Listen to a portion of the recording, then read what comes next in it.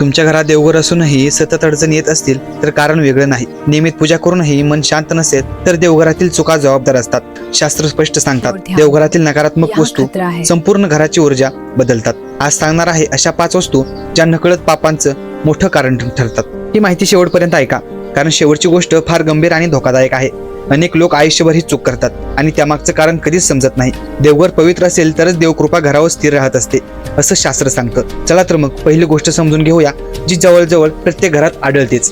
पहिली वस्तू इतकी सामान्य आहे की लोक तिला चूक मानायलाच तयार नसतात. फाटलेली वस्त्र, तुटलेल्या माळा आणि कोमेजलेली फुले देवाला अर्पण केली जातात. श्रद्धा असली तरी शास्त्रानुसार अशा वस्तूंमध्ये सकारात्मक शक्ती उरत नाही. देवघरात या वस्तू ठेवल्यास पूजा निष्फळ ठरते आणि मन अशांत होतं.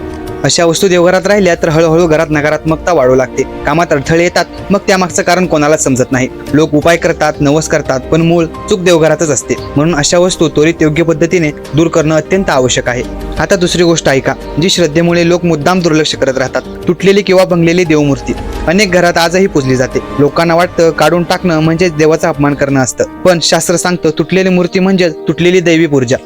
अशी मूर्ती देवघरात ठेवली तर देवकृपा हळूहळू थांबू लागते. कामात अपयश येते, आरोग्य समस्या आणि आर्थिक नुकसान सुरू होतं असं अनुभव सांगतात. ते परिणाम लगेच दिसत नाहीत, म्हणून लोक यावर विश्वास ठेवत नाहीत. पण वेळ आल्यावर प्रत्येक गोष्टीचा संबंध स्पष्टपणे लक्षात येतो. तिसरी वस्तू पाहून तुम्ही म्हणाल यात काय चुकीचं असू शकतं. घाणेरडं आणि काळवंडलेलं तेलाने माखलेला दिवा देवघरात ठेवला जातो.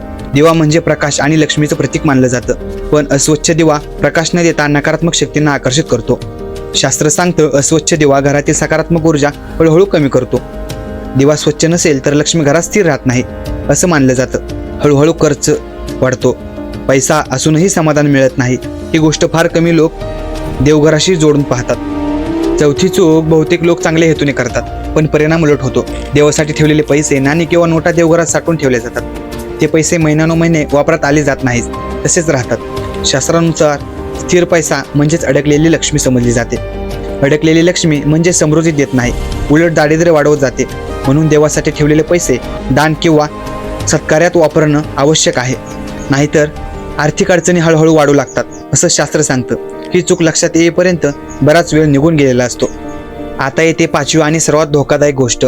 लक्ष देऊन ऐका. ही चूक झाली तर पूजा असूनही घरात भय, तणाव वाढवत जातो.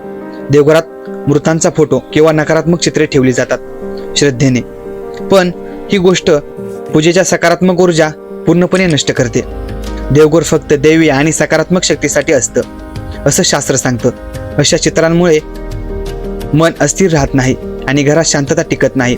लोक कारण शोधतात, उपाय करतात, पण मूळ दोष देवघरातच असतो. म्हणून देवघर नेहमी शुद्ध, स्वच्छ आणि सकारात्मक ठेवा. धन्यवाद. व्हिडिओ संपला आणि या व्हिडिओविषयी तुम्हाला काय वाटतं कमेंट करून नक्की सांगा. आणि हा व्हिडिओ आवडल्यास त्या व्हिडिओला लाईक करा आणि चॅनलला सबस्क्राईब करायला विसरू नका. धन्यवाद.